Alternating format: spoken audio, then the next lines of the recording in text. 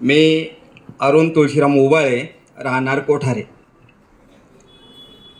माझी मुलगी मानसी ही 12वी सायन्स गवी खाडे विद्यालय इथे शिकत आहे. खरोखरच आजच्या या कार्यक्रमासाठी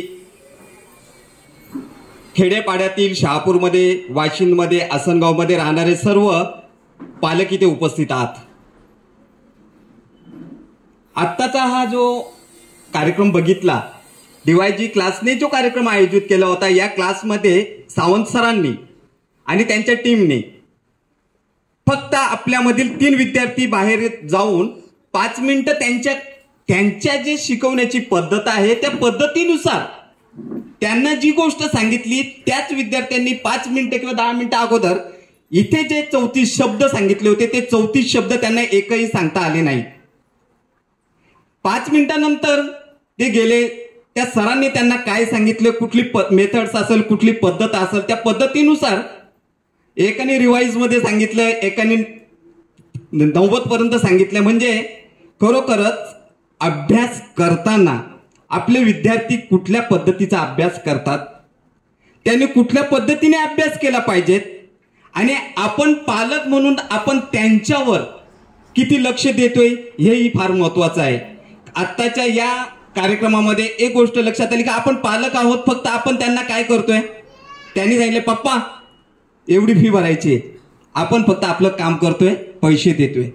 विद्यार्थी असा अभ्यास करतोय, कुठल्या पद्धतीने अभ्यास करतोय, कोणत्या पद्धतीने त्याने अभ्यास केला पाहिजे याची आपल्याला कल्पना नाहीये. कारण प्रत्येक पालकाला आपल्या विद्यार्थ्याकडे लक्ष देणं एवढंही शक्य नाही. कारण पालक, आई असो, पप्पा असोत, यांना त्यांचीही कामं पडलेली असतात. ते फक्त आपला मुलगा, आपली मुलगी कोणत्या पद्धतीने पुढे जाईल, हिला मार्क कसे जास्त पडले पाहिजेत, कुठल्या गोष्टीमध्ये ही पुढे गेली पाहिजेत याचा प्रयत्न करत असतोय.